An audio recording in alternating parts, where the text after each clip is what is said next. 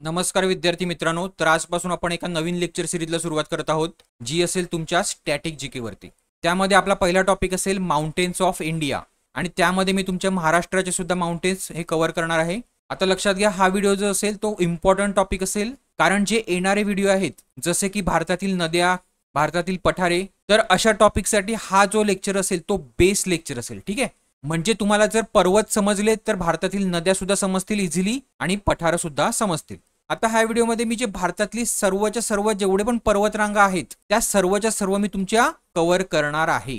तर सगळ्यात आधी आपण बघूया माउंटेन, हिल आणि प्लॅटू म्हणजेच काय मराठीतनं, तर पर्वत, डोंगर आणि पठार ह्या तिघांमध्ये नक्की फरक काय असतो। तर पहिला फरक म्हणजे माउंटेन्स किंवा पर्वत जे असतात ते 900 मीटर पेक्षा त्यांची जी हाईट असते ती काय असते, तर 900 मीटर पेक्षा जास्त असते। त्यानंतर डोंगर जे असतात त्यांची हाईट किती असते, तर 300 ते 900 मीटर इतकी असते। आणि जे पठार असतात त्यांची हाईट किती असते, तर 0 ते 600 मीटर इतकी असते।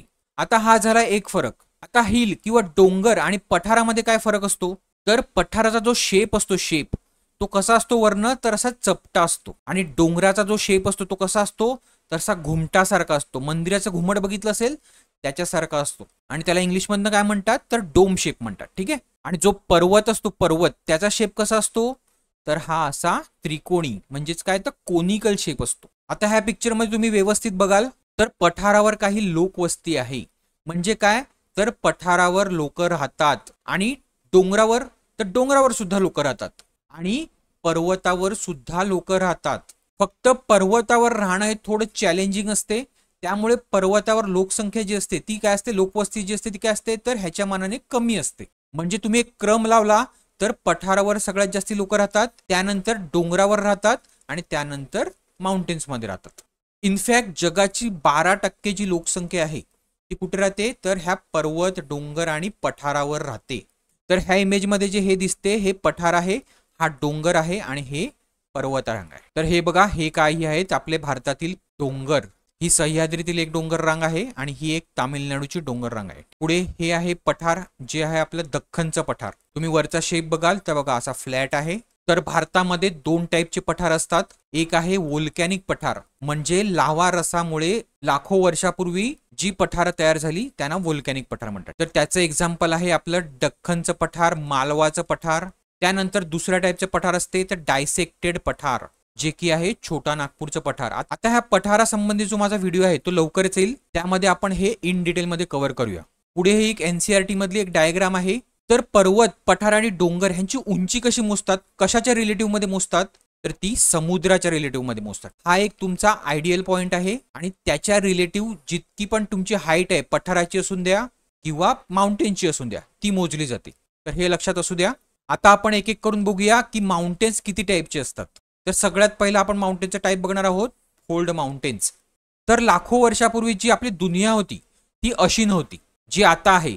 तर जे हे खंड दिसत आहेत तुम्हाला, हा दक्षिण अमेरिका खंड, आफ्रिका खंड, ऑस्ट्रेलिया, इंडिया, हे सर्व एकत्रच होते। इनफॅक्ट इंडिया आणि ऑस्ट्रेलिया जे होते ते एकत्रच होते आणि तुम्हाला मी हे प्रूव्ह करू शकतो। आता तुम्ही हा व्यवस्थित बघाल, हा तुकडा, तर हा इथे असा फिट होऊ शकतो। ठीक आहे, तर हे अशा प्रकारे हे सर्व खंड हे एकत्रच होते। पण हे अलग होण्याचं कारण काय होतं, तर इंडोजेनेटिक फोर्सेस। आता मी हे तुम्हाला डीप मध्ये सांगत नाही की इंडोजेनेटिक फोर्सेस काय असतात, पण मला तुम्हाला इतकंच सांगायचं आहे की ह्या इंडोजेनेटिक फोर्सेसमुळे हे वेगवेगळे खंड हे विखुरले गेले। इनफॅक्ट तुम्ही भारताचं लोकेशन बघाल तर कुठे होता पहिला भारत, हा असा खालती होता आणि तो नंतर मग लाखो वर्षानंतर तो असा असा मूव्ह होत कुठे झाला तो, तर हा युरेशियन प्लेटला जाऊन हा कनेक्ट झाला। आणि कनेक्ट होण्यापूर्वी इथे काय होतं, तर इथे समुद्र होता, त्या समुद्राचं नाव होतं टेथिस समुद्र। ठीक आहे, टेथिस। आणि जेव्हा ही इंडियन प्लेट ह्या युरेशियन प्लेट सोबत तिची जेव्हा टक्कर होत होती, तेव्हा ह्यामध्ये जे सेडिमेंट होतं ते असं वरती वरती गेलं आणि मग तुमचे हिमालय हे क्रिएट झाले। आता मी तुम्हाला एक एक्झाम्पल देऊन सांगतो। आता ही आहे समजा इंडियन प्लेट, ही आहे युरेशियन प्लेट। ठीक आहे, आता ह्या जेव्हा एकमेकाला इथे अशा एकत्र येणार होत्या तेव्हा त्यांच्यामधल्या इंडोजेनेटिक फोर्सेसमुळे काय झालं, तर हे जे मटेरियल जे होतं मध्ये, काही ह्या प्लेट कडनं पडलेलं होतं, ते जे मटेरियल होतं ते काय झालं, तर असं वर मूव्ह झालं आणि जेव्हा त्यांच्यामध्ये एकत्र टक्कर झाली तेव्हा एक प्लेट जी होती ती काय आली तर खालच्या दिशेने अशी मूव्ह झाली आणि एक प्लेट होती ती काय आली ती वरच्या दिशेने अशी मूव्ह झाली आणि त्याच्यामुळे काय झालं तर अजून जे हे सेडिमेंट होते त्यांना काय वरती फोर्स भेटला आणि त्या अजून वरती असे जात गेले आणि त्याने काय झालं तर मग असे हे हिमालयाच क्रिएट झाले. समजलं मला काय सांगायचं आहे? तर ह्या पिक्चरमध्ये तुम्ही ते व्यवस्थित समजू शकता. तर ही इंडियन प्लेट जी तुम्ही आहे ती बघा कशी खालच्या साईडने मूव्ह झाली आणि ही जी युरेशियन प्लेट आहे ती कशी तर वरच्या साईडने अशी मूव्ह झाली. ठीक आहे. आणि मग हे हिमालय क्रिएट झाले. हा बघू शकता तुम्ही तिबेटियन प्लॅटू जो की आहे हाईटवर. ठीक आहे. इंडियापेक्षा हाईटवर आहे. तर अशा प्रकारे फोल्ड माउंटेन्स हे तयार होत असतात. आता ह्या ज्या प्लेट असतात ह्यांना टेक्टॉनिक प्लेट म्हणतात. तर ह्या प्लेट असतात ह्या दोन टाईपच्या असतात. एक आहे कॉन्टिनेंटल प्लेट म्हणजे जी जमिनीची प्लेट आहे. For example he Eurasian plate, he Indian plate, he African plate.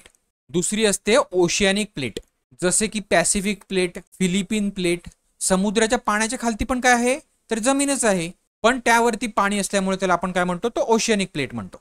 तर आपल्या हिमालयाप्रमाणेच नॉर्थ अमेरिकेमध्ये इथे काय आहे तर रॉकीचे माउंटेन्स आहेत. आता रॉकीचे माउंटेन्स कसे क्रिएट झाले तर एक ओशियानिक प्लेट आणि एक कॉन्टिनेंटल प्लेट.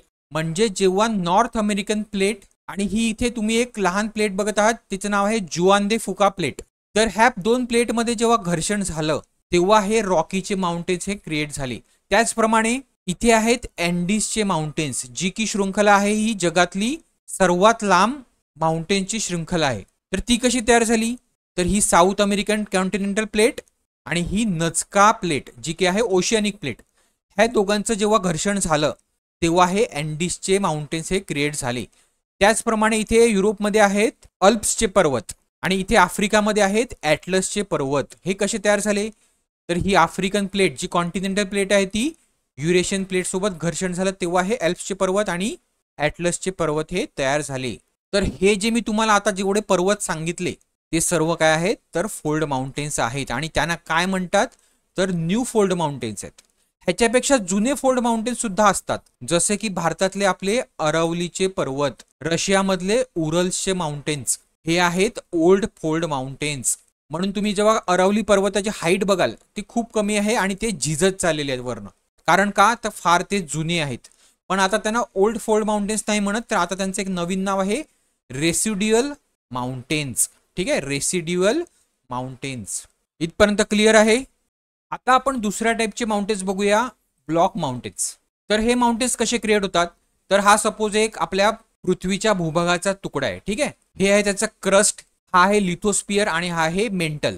तर जेव्हा धरतीच्या भूभागामध्ये एंडोजेनेटिक फोर्सेसमुळे जेव्हा अशी दरार येते किंवा असा एक फॉल्ट येतो तेव्हा एंडोजेनेटिक फोर्सेसमुळे काय होते तेव्हा हा जो तुकडा आहे तो असा 3 पार्टमध्ये विभागला जातो. बरोबर आहे. आता लक्षात घ्या एंडोजेनेटिक फोर्सेस जे असतात ते पण दोन टाईपचे असतात. एक असतो कॉम्प्रेशन आणि एक असतो टेन्शन. हा आहे टेन्शन आणि हा आहे कॉम्प्रेशन. तर जेव्हा टेन्शन फोर्स ऍक्ट होत असतो तेव्हा हा जो पोर्शन आहे किंवा हा जो आपला तुकडा आहे तो काय होणार तर खालच्या दिशेला सरकणार. आणि जेव्हा एंडोजेनेटिक फोर्स हा ह्या दिशेला असतो तेव्हा कॉम्प्रेशनमुळे काय होणार तर हा जो तुकडा आहे तो काय होणार तर वरच्या दिशेला सरकणार. आणि मग काय क्रिएट होणार तर तेव्हा हा झाला तुमचा इथे माउंटेन्स आणि ही काय झाली इथे तर ही एक व्हॅली झाली. परत इथे पण काय आहे तर हे दोन झाले तुमचे माउंटेन्स आणि ही तुमची झाली व्हॅली आणि ह्याच व्हॅलीला काय म्हणतात तर रिफ्ट व्हॅली म्हणतात.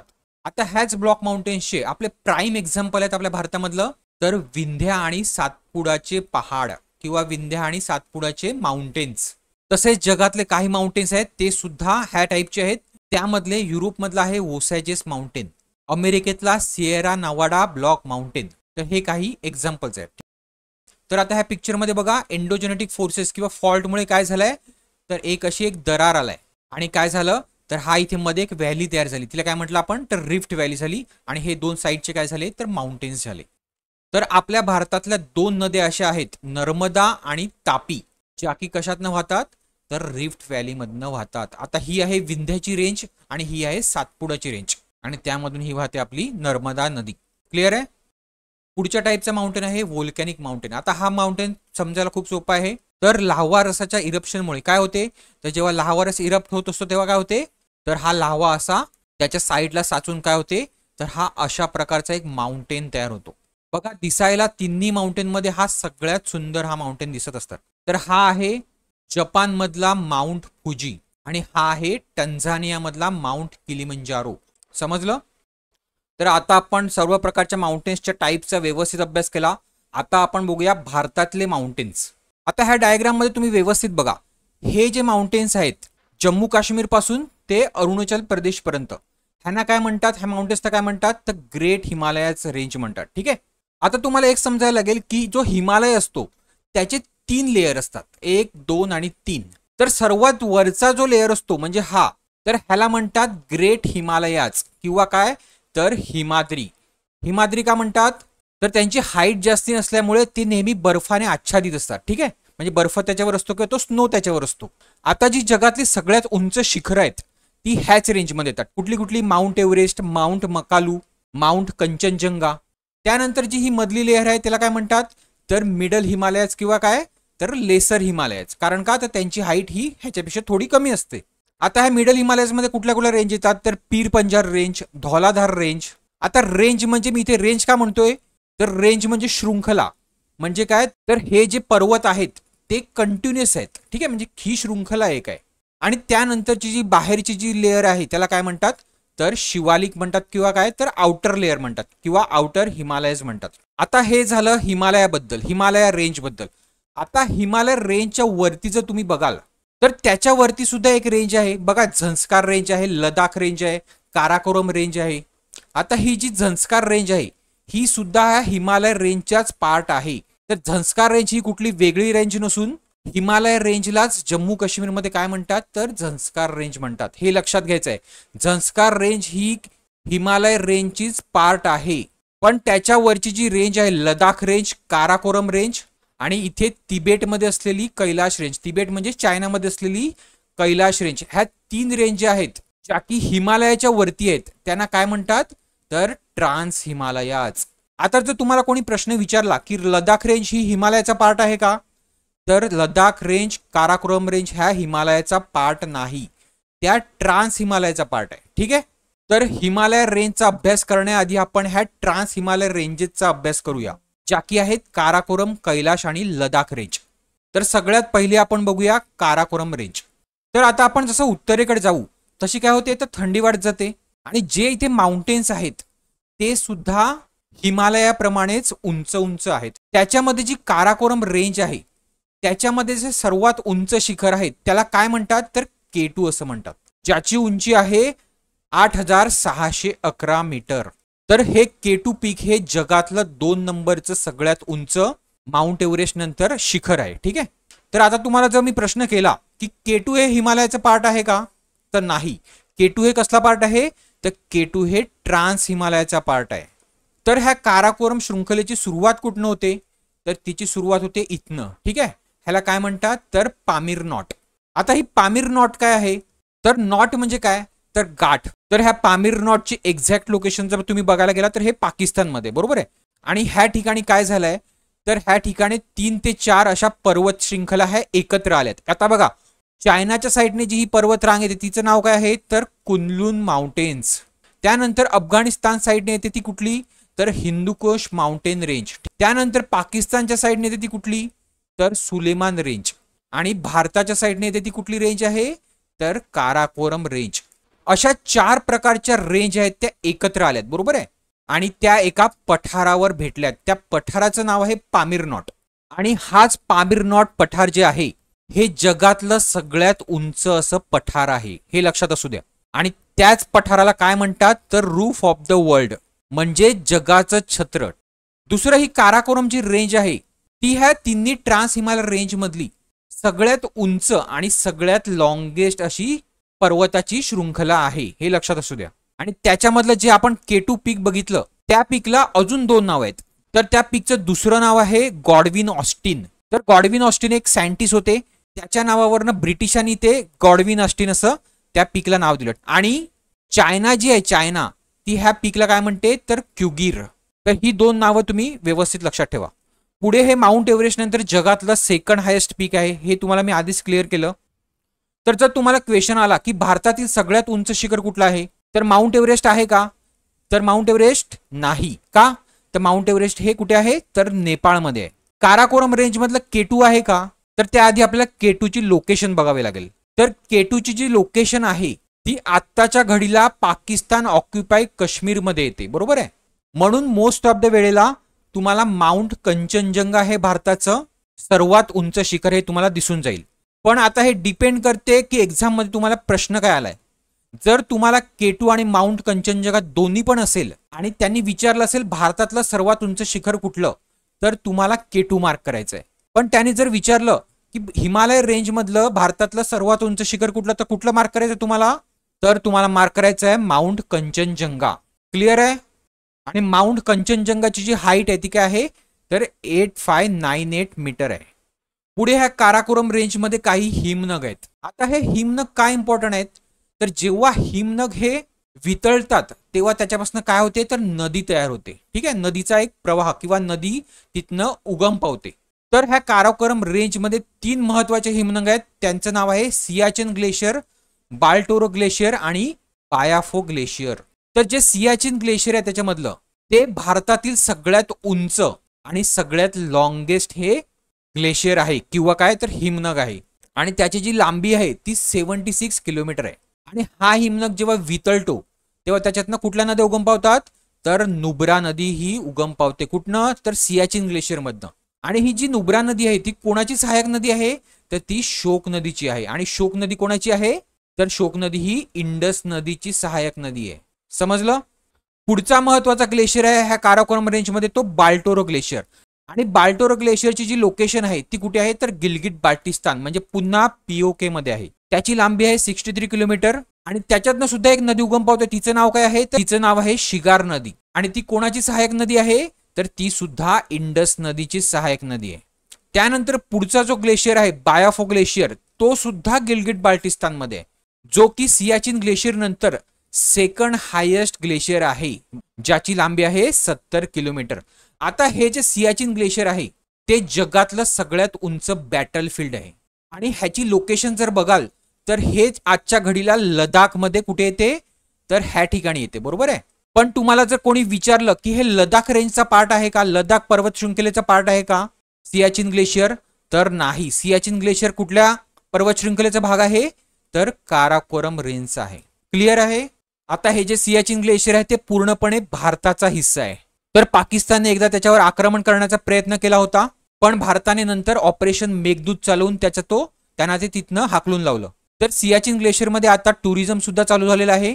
तर सियाचीन ग्लेशियर मध्ये 2 प्रकारच्या पोस्ट आहेत. एक सगळ्यात टॉपची आहे त्याला म्हणतात बाणा पोस्ट, आणि इथे मिडलला जी आहे ती कुमार पोस्ट म्हणतात त्याला. तर कुमार पोस्ट पर्यंत आता टुरिस्ट जाऊ शकतात, पण बाणा पोस्टला जाण्याची आता सुद्धा परवानगी नाही. तिथे फक्त आपले जवान किंवा आर्मी ही जाऊ शकतात. आता बाणा हे नाव सुद्धा आपले एक सैनिक होते बाणा सिंग, ज्यांना परमवीर चक्र भेटलं होतं त्यांच्या नावावरून ठेवलेलं आहे. समजलं. तर मला वाटते आता तुमचं काराकोरम रेंज व्यवस्थित क्लिअर झालं असेल. तर आता आपण बघूया लडाख रेंज. तर ह्या लडाख रेंजची जर तुम्ही लोकेशन व्यवस्थित बघाल तर ती कुठल्या साईडला आहे, तर काराकोरमच्या साऊथला आहे, बरोबर आहे. आणि परत कुठे आहे, तर ईस्ट साईडला जाते. म्हणजे काय, तर काराकोरम रेंजच्या साऊथ ईस्ट साईडला कुठली रेंज आहे, तर लडाख रेंज आहे. आणि लडाख रेंज कुठे आहे, तर भारताच्या लडाखमध्येच आहे. लडाख आता काय आहे, तर युनियन टेरिटरी आहे. तर एक लक्षात घ्या, लडाख आणि लेह मध्ये काय फरक आहे, तर लेह ही राजधानी आहे. लेह एक शहर आहे किंवा टाउन आहे, पण लडाख एक काय आहे, तर लडाख ही एक पर्वताची शृंखला आहे आणि त्याला आता ती युनियन टेरिटरी बनवलं गेलं आहे, बरोबर आहे. आता ही लडाख रेंज आणि काराकोरम रेंज कुठल्या नदीमुळे सेपरेट झालेली आहे, ह्याच्यातनं कुठली नदी वाहते, तर ही कुठली नदी वाहते, जी इंडस नदीची सहाय्यक नदी आहे, तर ह्या नदीचं नाव आहे शोक नदी. जर तुम्हाला क्वेश्चन आला की काराकोरम रेंज आणि लडाख रेंज कुठल्या नदीने सेपरेट केली आहे, तर शोक नदीने केली आहे. ठीक आहे. त्यानंतर लडाख रेंज आणि झंस्कार रेंज मध्ये कुठली नदी वाहते, तर त्याच्यामधून वाहते इंडस नदी. इंडस नदीचा उगम कुठे आहे, तर इथे कैलाश रेंज मध्ये आहे, कैलास मानसरोवर जवळ आहे. आणि त्याच इंडस नदीला पुढे जाऊन कुठली नदी भेटते, तर ही शोक नदी भेटते. तर तुम्हाला जर आता प्रश्न विचारला की झंस्कार रेंज आणि लडाख रेंज कुठल्या नदीमुळे सेपरेट झाल्यात, तर इंडस नदीमुळे. पुढे ह्या लडाख रेंज मध्ये उमलिंगला पास हा जगातला सगळ्यात उंच असा मोटरेबल रोड आहे, ज्याची हाईट आहे 5883 मीटर. तर खूप लोक खारदुंगला पास आणि उमलिंगला पास मध्ये कन्फ्युजन करतात. तर लक्षात घ्या, उमलिंगला पास हा सगळ्यात उंच आहे, जो की जगाचा सगळ्यात उंच मोटरेबल रोड आहे. त्याचप्रमाणे खारदुंगला पास जो मी तुम्हाला सांगितला तो सुद्धा लडाखचा पार्ट आहे. चंगला पास हा सुद्धा परीक्षेला खूप विचारला जातो आणि फोटिला पास. तर हे तुम्हाला लक्षात ठेवायचं आहे. पुढे ही जी रेंज आहे लडाख रेंज, मी मागे सांगितलं होतं की ही रेंज जेव्हा पुढे चायनामध्ये शिरते तेव्हा त्या रेंजलाच काय म्हणतात, तर त्याच रेंजला कैलाश रेंज म्हणतात किंवा कैलाश पर्वतांची शृंखला असं म्हणतात, ज्याच्यामध्ये माउंट कैलाश आहे आणि त्याच्या जवळ मानसरोवर लेक आहे, जे की हिंदू धर्मासाठी खूप महत्वाचं आहे. कारण पुराण कथेनुसार भगवान शिव हे काय तर कैलाश पर्वतामध्ये राहतात. बरोबर आहे. पुढे आहे लडाख रेंजमध्ये पँगंग सो नावाचं एक लार्जेस्ट सलाईन लेक आहे. सलाईन म्हणजे काय तर खारा पाण्याचं लेक आहे, जे की भारत आणि चायनाच्या बॉर्डरवर आहे. तर ह्या लेकचा जो 3/4 पार्ट आहे तो कोणाकडे आहे तर चायनाकडे आहे आणि भारताकडे फक्त 1/4 हा एवढाच भाग आहे. त्यानंतर सो मोरिरी नावाचं सुद्धा एक लेक आहे, जे की पूर्णपणे भारतामध्येच आहे आणि हे भारताचं सर्वात मोठं हाय अल्टिट्यूड म्हणजे सर्वात उंचावर असणारं एक लेक आहे किंवा तलाव आहे. बरोबर आहे. आता ह्या लडाख रेंज मधला सगळ्यात हायेस्ट पॉइंट कुठला आहे किंवा पीक कुठला आहे तर त्या पीकचं नाव आहे स्टॉक कांगरी आणि त्याची हाईट आहे 6153 मीटर, ज्याचं लोकेशन आहे हेमिस नॅशनल पार्क. आता हे जे हेमिस नॅशनल पार्क आहे ते भारताचं सगळ्यात मोठं हे नॅशनल पार्क आहे एरियानुसार. आणि जर तुम्हाला क्वेश्चन विचारला की हिमालयाच्या पलीकडचं सगळ्यात मोठं किंवा हिमालयाच्या उत्तरेकडचं फक्त एक असलेलं नॅशनल पार्क कुठलं आहे तर ते फक्त एकच आहे, त्याचं नाव आहे हेमिस नॅशनल पार्क. आणि ह्या हेमिस नॅशनल पार्क मध्येच हे स्टॉक कांगरी हे पीक येते. क्लिअर आहे. हे खूप इम्पॉर्टंट आहे, लक्षात ठेवायचं आहे. कारण तुम्हाला प्रश्न असे विचारले जाऊ शकतात की लडाख रेंज किंवा काराकोरम रेंज ह्यांचं पीक कुठलं आहे, तर ते तुम्हाला व्यवस्थित सांगता आले पाहिजेत कुठल्या रेंज मधलं कुठलं पीक हे हायेस्ट आहे. क्लिअर आहे. आता पुढची रेंज बघूया, जी की आहे लडाख रेंजच एक्सटेन्शन. कुठलं तर कैलाश रेंज. आणि ती कुठे लोकेटेड आहे तर ती चायना तिबेटमध्ये लोकेटेड आहे. पण आपण हिचा का अभ्यास करतोय कारण ही भारतीयांच्या दृष्टीने खूप महत्वाची आहे. कारण मी मगाशी सांगितलं की भगवान शंकराचं ते घर आहे. तर ह्याच्यातलं जे हायेस्ट पीक आहे ह्या रेंज मधलं ते कुठलं आहे तर माउंट कैलाश आणि त्याची उंची आहे 6638 मीटर. आणि त्याच्याच जवळ एक लेक आहे, त्याचं नाव काय आहे तर लेक मानसरोवर. आणि ह्या लेक मानसरोवरची एक यात्रा असते, त्याच्यासाठी भारतातनं खूप सारे श्रद्धाळू हे ह्या लेक मानसरोवरला व्हिजिट करत असतात. पुढे काही आशिया खंडातली सगळ्यात मोठ्या मोठ्या रिव्हर्स ज्या आहेत त्या इथून उगम पावतात, जसं की इंडस नदी किंवा मराठीतनं आपण ह्याला म्हणतो सिंधू नदी, जी कशी वाहते तर ही चायना म्हणजे इकडनं निघते ह्या तिबेटमधनं आणि कुठे जाते तर भारतात जाते आणि भारतातनं कुठे जाते मग पाकिस्तानात जाते आणि मग ती अरबी समुद्राला भेटते. त्यानंतर पुढची नदी निघते सतलज नदी. आता ही सतलज नदी सुद्धा शिपकिला पासमधनं भारतामध्ये येते आणि मग ती पुन्हा जाऊन कुठे भेटते तर ह्या इंडस नदीला भेटते आणि पुन्हा मग काय तर अरबी समुद्रात घेऊ. त्यानंतरची महत्वाची नदी आहे ती ब्रह्मपुत्रा नदी, जी की कशी वाहते तर ही बघा, ही नदी आहे ब्रह्मपुत्रा नदी, जिला तिबेटमध्ये किंवा चायनामध्ये काय म्हणतात तर तसांगपो म्हणतात. आणि मग ही नदी इथनं वाहून ही अरुणाचल प्रदेशमधनं भारतामध्ये जाते, जिला आपण नंतर ब्रह्मपुत्रा म्हणतो आणि मग ती पुन्हा बंगालच्या उपसागरात जाते.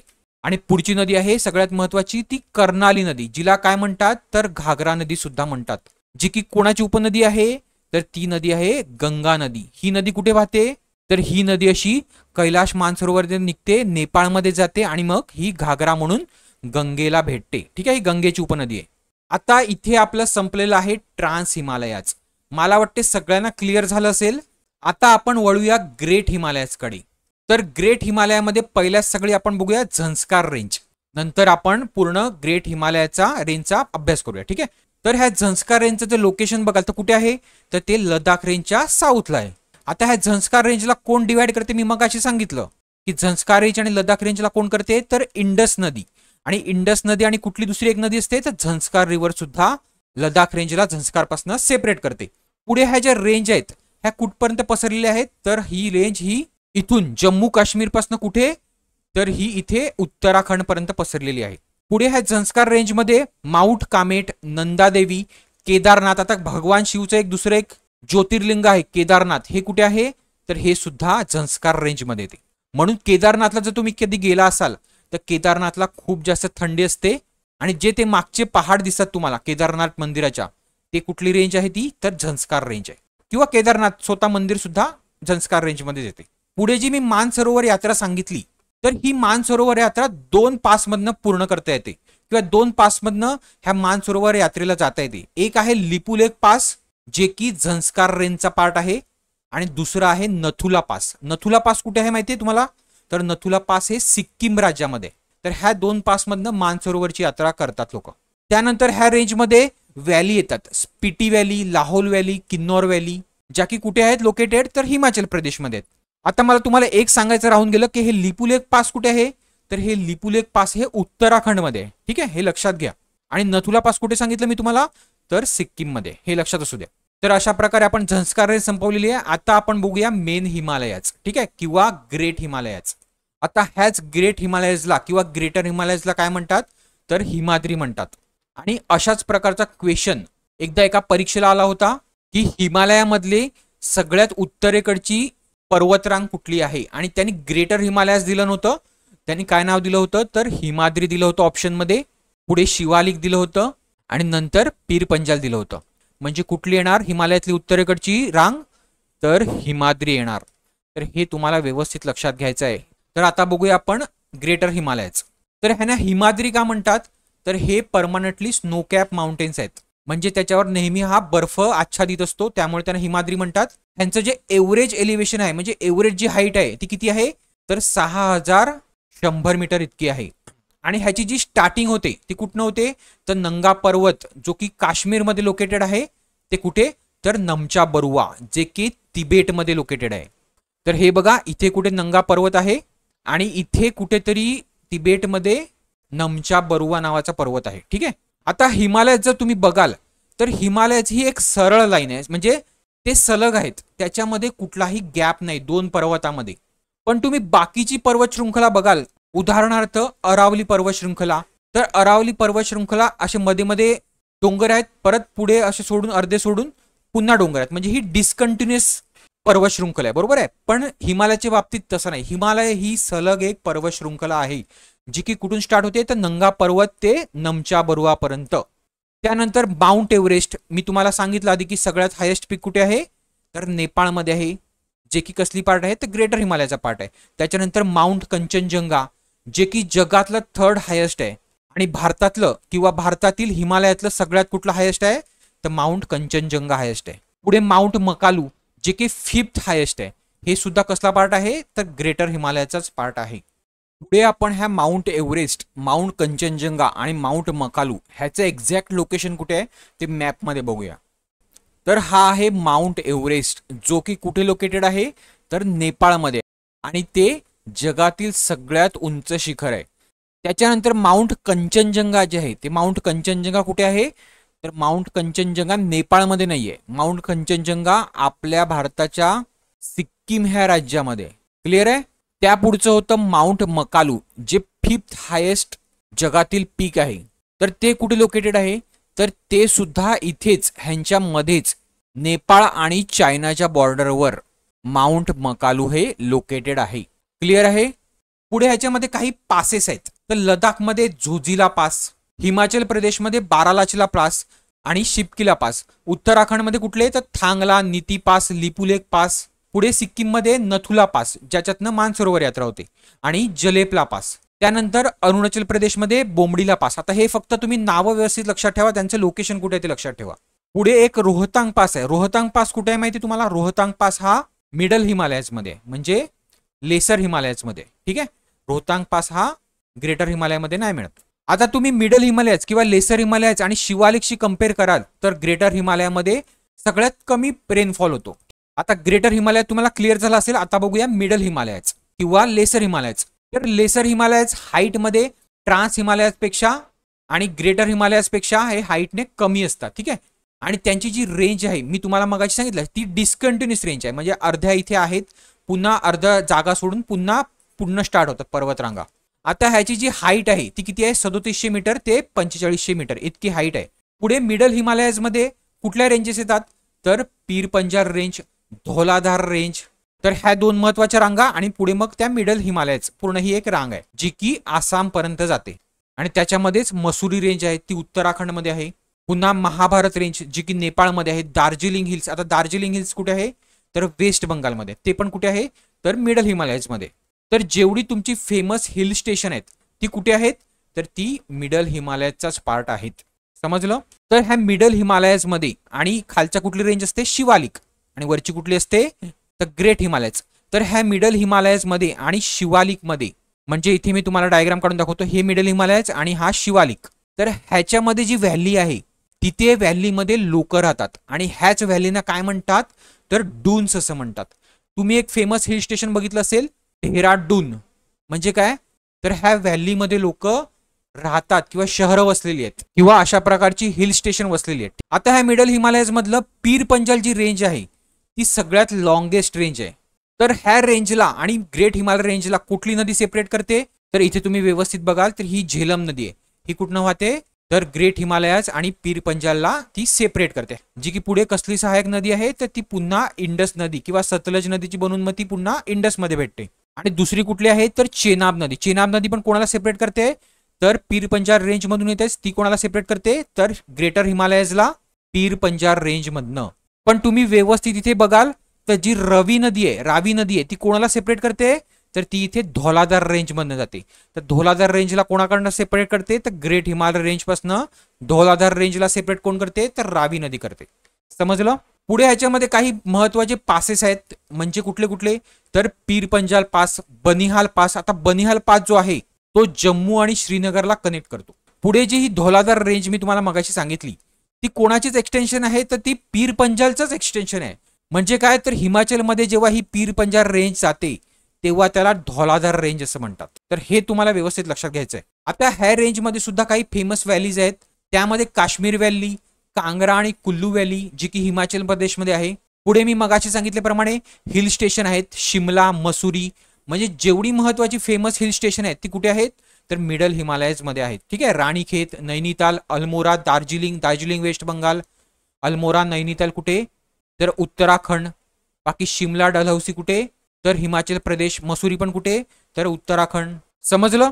आता आपण येऊया आउटर हिमालयाजकडे किंवा शिवालिक्सकडे. तर जी शेवटची रेंज आहे खालची रेंज ह्या 3 रेंज मधली ती कुठली आहे तर शिवालिक म्हणतात तिला. आणि ही रेंज आहे ती जम्मू काश्मीर पासून ते आसाम पर्यंत एवढी एक्सटेंडेड आहे. जिची हाईट आहे ती थोडी कमी आहे, 900 मीटर ते 1100 मीटर इतकीच आहे. त्याच्यामध्ये कुठल्या कुठल्या हिल्स येतात तर जम्मू हिल्स येते, जम्मूमध्ये जम्मू हिल्स आहे.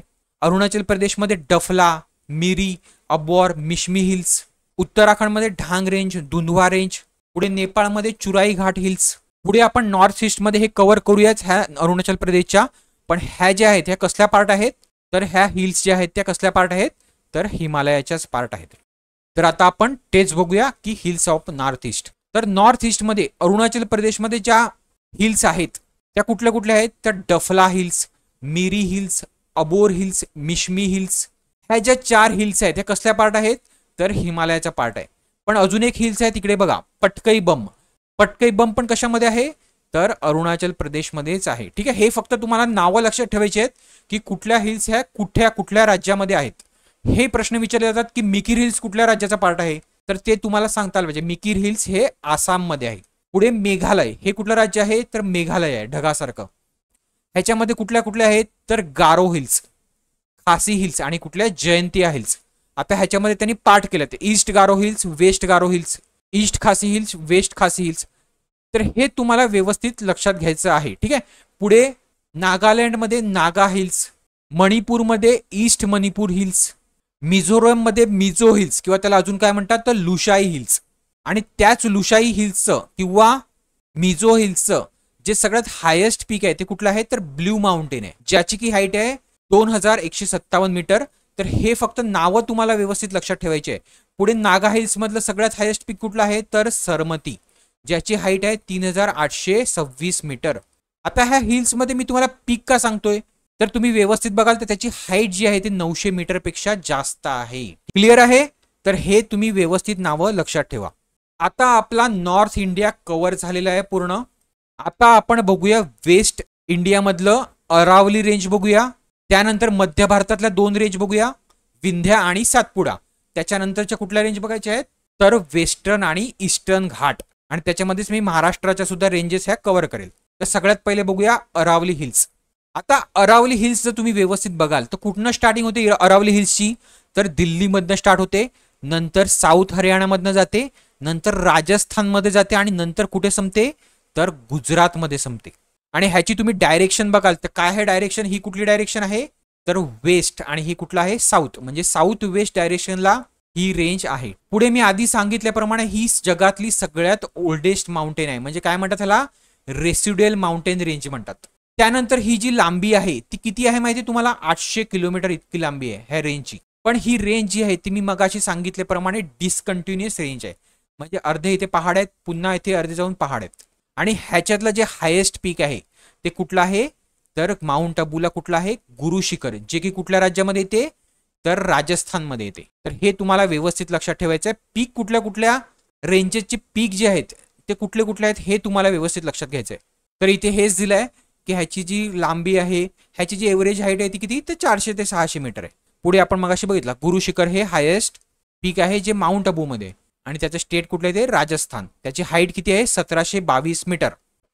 आता आपण मध्य भारताकडे येऊया. मध्य भारतातल्या दोन महत्वाच्या रेंजेस आहेत जे की कुठल्या प्रकारचे माउंटेन्स आहेत, फोल्ड आहेत का ब्लॉक माउंटेन्स आहेत, तर कुठल्या प्रकारचे आहेत तर हे दोन आहेत हे ब्लॉक माउंटेन्स आहेत. ठीक आहे, लक्षात घ्यायचं आहे. तर सगळ्यात आधी आपण ही रेंज कुठनं स्टार्ट होते ते बघूया. तर ही रेंज स्टार्ट होते गुजरातमधनं, गुजरातमधनं जाते, पुन्हा मध्य प्रदेशमधनं पास होते. पुढे मध्य प्रदेशमधनं पास होताना बघा राजस्थानला इथे थोडीशी टच होते, नंतर कुठे जाते तर ही उत्तर प्रदेशला सुद्धा थोडी टच होते, आणि मग संपते कुठे तर बिहारमध्ये संपते. हे बिहार राज्य आहे, इथलं बिहार राज्य आहे. आणि ही थोडीशी ह्याच्या खालती कुठलं राज्य आहे हे तर झारखंड आहे, झारखंडला सुद्धा टच होते. तर ही रेंज जी आहे ती कुठनं कुठे जाते, कुठल्या डायरेक्शन आहे, हिचं डायरेक्शन काय आहे तर ईस्ट वेस्ट डायरेक्शन आहे. कुठनं स्टार्ट होते तर साऊथ गुजरातमधनं स्टार्ट होते, ते मी मगाशी सांगितल्याप्रमाणे बिहारमध्ये संपते. बिहारमधला कुठला डिस्ट्रिक्ट येते तर सासाराम डिस्ट्रिक्ट येते. आणि ही टोटल 1200 किलोमीटर इतक्या लांबीची ही रेंज आहे. ह्याचं एव्हरेज अल्टिट्यूड जे आहे ते 300 ते 650 मीटर इतकं आहे.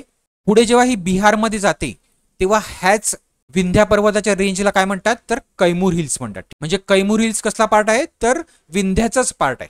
आणि भारनेर हिल्स सांगितलं तर ती सुद्धा काय तर विंध्याचाच पार्ट आहे. पुढे ह्याच्यामधलं जे हायेस्ट पीक आहे ते कुठलं आहे तर सद्भावना शिखर, किंवा त्याला दुसरं नाव आहे कालुमार पीक किंवा कालुंबे पीक. आणि ह्याचं अजून एक नाव आहे गुडविल पीक. आता तुम्ही गुडविल पीक आणि गॉडविन ऑस्टिन मध्ये कन्फ्यूज व्हायचं नाहीये. गुडविल पीक सांगितलं तर कुठे आहे तर ते विंध्या रेंजचा हायेस्ट पीक आहे. हाईट किती आहे 752 मीटर, आणि जे की लोकेटेड कुठे आहे तर दामोह डिस्ट्रिक्ट मध्य प्रदेशमध्ये. समजलं, ही 4 नावं तुम्ही व्यवस्थित लक्षात ठेवा, काहीही विचारलं जाऊ शकते. आता पुढची जी रेंज आहे ती कुठली आहे तर सातपुडा रेंज बघूया. तर सातपुडा रेंज बघा कुठनं स्टार्ट होते तर साऊथ गुजरातमधनं स्टार्ट होते, परत महाराष्ट्राला टच करते, परत मध्य प्रदेशमधनं जाते, आणि शेवटी कुठे एंड होते तर छत्तीसगडमध्ये एंड होते. तर ह्याचा जो मेन पार्ट आहे तो कुठे आहे तर तो महाराष्ट्र आणि मध्य प्रदेशमध्ये. पण जो हा गुजरातमध्ये आहे तर गुजरातमधल्या पार्टला काय म्हणतात तर राजपिपला हिल्स असं नाव आहे. ठीक आहे, ह्याचं सातपुडा रेंजच गुजरातमध्ये नाव काय आहे तर राजपिपला हिल्स. पुढे हा जो मेन पार्ट मी मगाशी सांगितला त्याला काय म्हणतात महाराष्ट्र किंवा ह्याच्यामध्ये तर महादेव हिल्स म्हणतात. काय महादेव हिल्स. आता ह्या महादेव नावाचीच अजून एक हिल्स आपल्या महाराष्ट्रामध्ये आहे, रेंज आहे सॉरी. तर ह्या रेंजला काय म्हणतात, इथे रेंज आहे ती मी मग नंतर सांगतो तुम्हाला. तर ही शंभू महादेव रेंज आहे, आणि ही कुठली आहे तर महादेव रेंज आहे. पुढे ही जी एंड होते छत्तीसगडमध्ये इथे काय म्हणतात त्याला मैकाल हिल्स म्हणतात. काय मैकाल हिल्स. तर तुम्हाला जर आता प्रश्न विचारला की मैकाल हिल्स कुठल्या रेंजचा पार्ट आहे तर तो सातपुडा रेंजचा पार्ट आहे. ठीक आहे, राजपिपला हिल्स पण कसला पार्ट आहे तर सातपुडा रेंजचा पार्ट आहे. आता ह्याला सातपुडा रेंज का म्हणतात कारण ह्याच्यामध्ये 7 माउंटेन्स आहेत. पुढे डायरेक्शन बघायला गेलं तर ईस्ट वेस्ट डायरेक्शन आहे, किंवा विंध्या पर्वताच्या साऊथला त्याची डायरेक्शन आहे. आणि ह्याच 2 पर्वत रांगेच्या मधनं कुठली नदी वाहते तर 2 नद्या वाहतात. एक कुठली आहे तर नर्मदा नदी, आणि दुसरी कुठली आहे तर तापी नदी. मी तुम्हाला स्टार्टिंगला सांगितलं होतं की ब्लॉक माउंटेन्स असतात ती कुठली व्हॅली तयार करतात तर रिफ्ट व्हॅली तयार करतात. आणि ह्या रिफ्ट व्हॅली मधनच कुठल्या 2 नद्या वाहतात तर नर्मदा आणि तापी नदी, ज्या की कुठे जाऊन भेटतात तर ह्या अरबी समुद्राला जाऊन भेटतात. पुढे ह्या रेंजचं टोटल डिस्टन्स आहे 900 किलोमीटर. आणि ह्याच्यातलं जे हायेस्ट पीक आहे ते कुठलं आहे तर धूपगड आहे, जे की पंचमढीमध्ये आहे, होशंगाबाद डिस्ट्रिक्टमध्ये. कुठे तर महादेव जी हिल्स आहे, मी मगाशी सांगितलं महादेव हिल्स कुठे म्हणतात तर महाराष्ट्र आणि मध्य प्रदेशमध्ये, पण हे धूपगड कुठे आहे तर मध्य प्रदेशमध्ये. खूप जण कन्फ्यूज होतात की जो अस्तंबा आहे महाराष्ट्रामध्ये सातपुडा रेंजमध्येच अस्तंबा डोंगर आहे, त्याची हाईट ही किंवा ते जे हाईट आहे किंवा ते जे पीक आहे ते सातपुडा रेंजमधलं सगळ्यात हायेस्ट पीक आहे. तर नाही, धूपगड आहे. ठीक आहे, ह्याची हाईट किती आहे माहिती आहे 1325 मीटर अस्तंबा डोंगरची. ठीक आहे, आपण पुढे बघणार आहोत. तर हे सगळ्यांनी लक्षात घ्यायचं आहे. कुठलं आहे धूपगड. तर आता आपण बघूया माउंटेन्स इन महाराष्ट्र. आपल्या महाराष्ट्रातले जे माउंटेन्स आहेत ते बघूया. तर महाराष्ट्रामध्ये 3 महत्वाच्या डोंगर रांगा आहेत, त्या कुठल्या आहेत माहिती आहे? सातपुडा नाही, सातपुडा तर फक्त टच करून जाते. सातमाळा आणि अजंठा रेंज, हरिश्चंद्र आणि बालाघाट रेंज आणि शंभू महादेव रेंज, जी मी मगाशी सांगितली की तुम्हाला कन्फ्यूज व्हायचं नाहीये. तर बघा ह्याचं लोकेशन बघा कुठे आहे. हे आहे सातमाळा रेंज, ही सातमाळा, आणि पुढचं ह्याचं एक्सटेन्शन आहे अजंठा रेंज. त्यानंतर आहे हरिश्चंद्र आणि त्याचं पुढचं एक्सटेन्शन आहे बालाघाट रेंज, आणि त्याच्या खालची जी आहे ती कुठली आहे तर महादेव रेंज किंवा शंभू महादेव रेंज. आणि इथे तुम्ही वरती बघाल तर सातपुडा रेंज, जी की फक्त टच करून जाते महाराष्ट्राला. आणि त्याच सातपुडा रेंजचे पार्ट आहे गाविलगड टेकड्या, त्या सुद्धा महाराष्ट्राला टच आहेत. म्हणजे कुठल्या डिस्ट्रिक्टमध्ये महाराष्ट्रातल्या तर अमरावती डिस्ट्रिक्टमध्ये. आपण पुढे बघूया.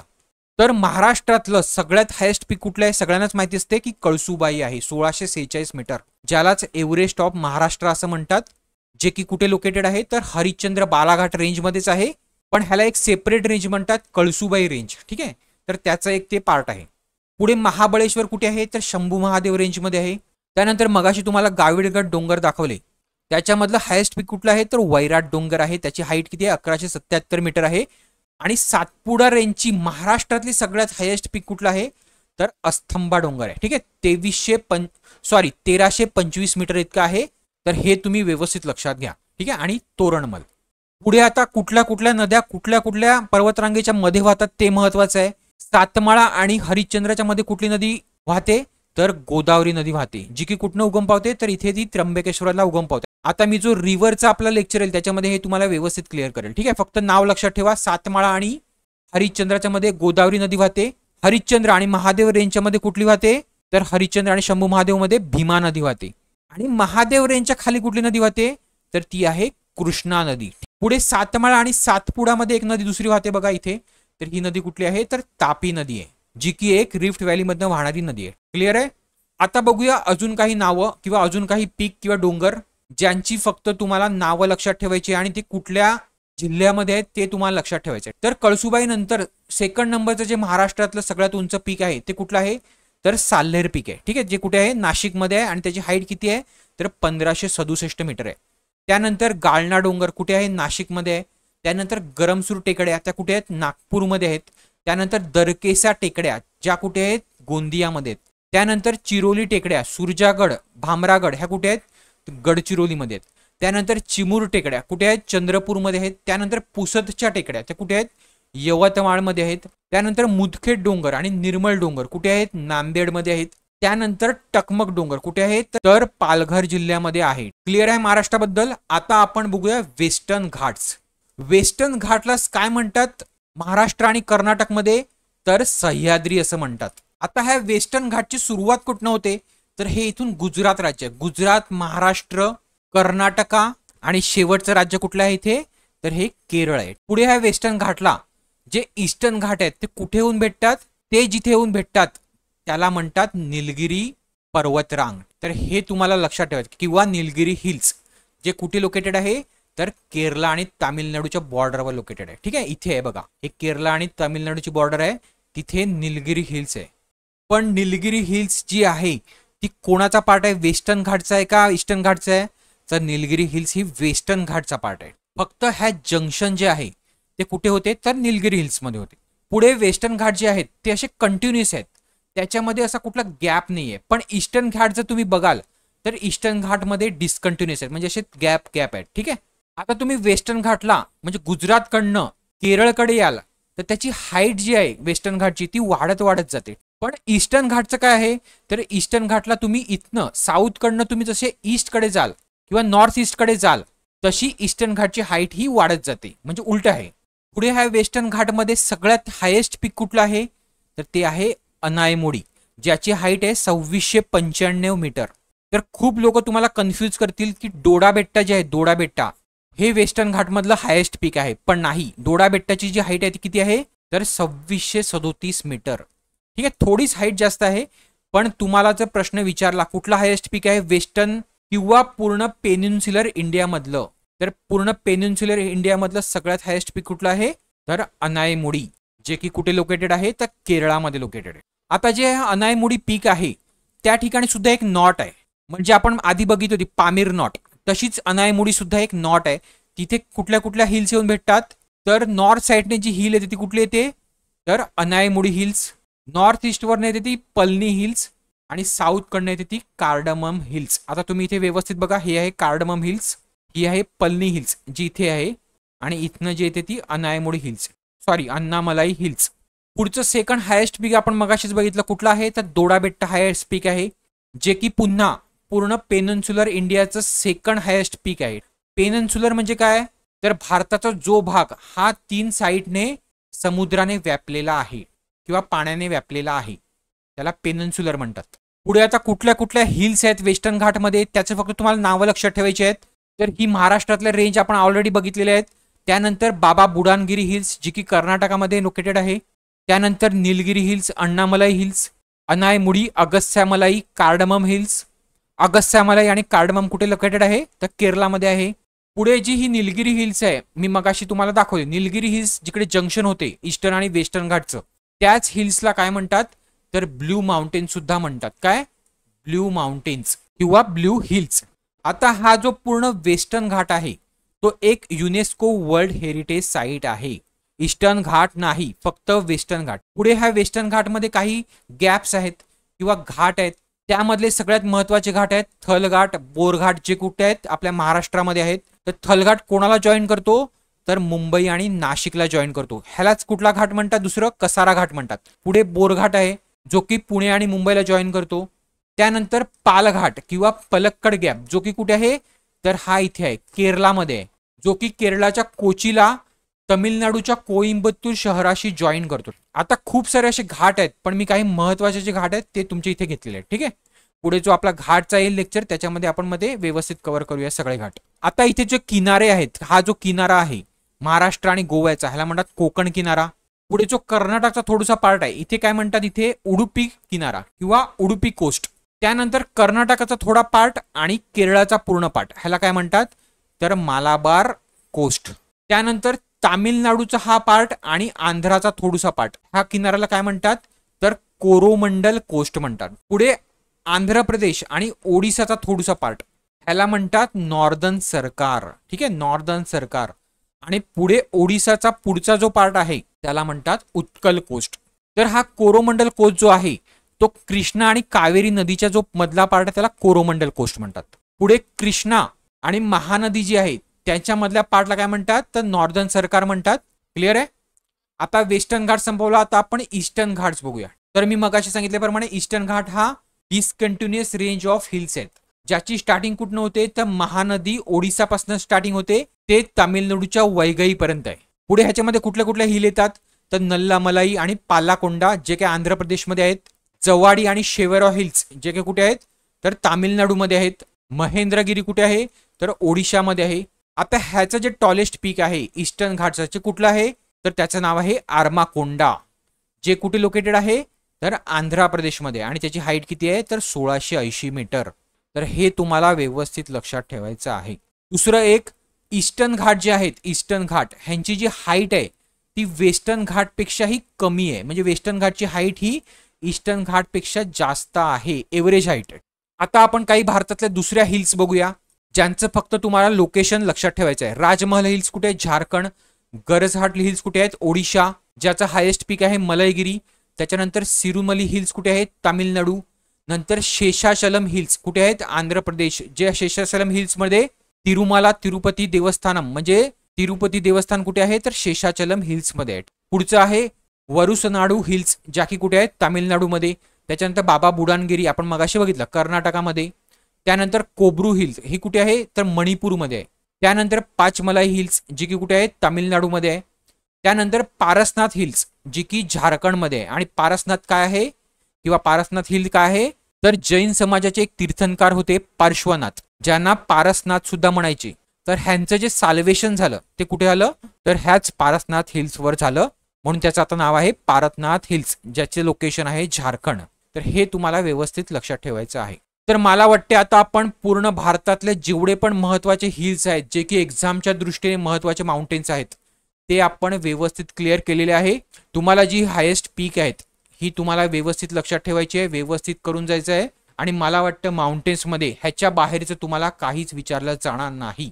तर हा लेक्चर तुम्हाला कसा वाटला मला कमेंट करून सांगा. अजून काही इम्प्रूव्हमेंट करायचे आहेत का ते सुद्धा कमेंट करून सांगा. आणि व्हिडिओ आवडला असेल तर शेअर, लाईक आणि सबस्क्राईब करायला विसरू नका. चला, थँक्यू.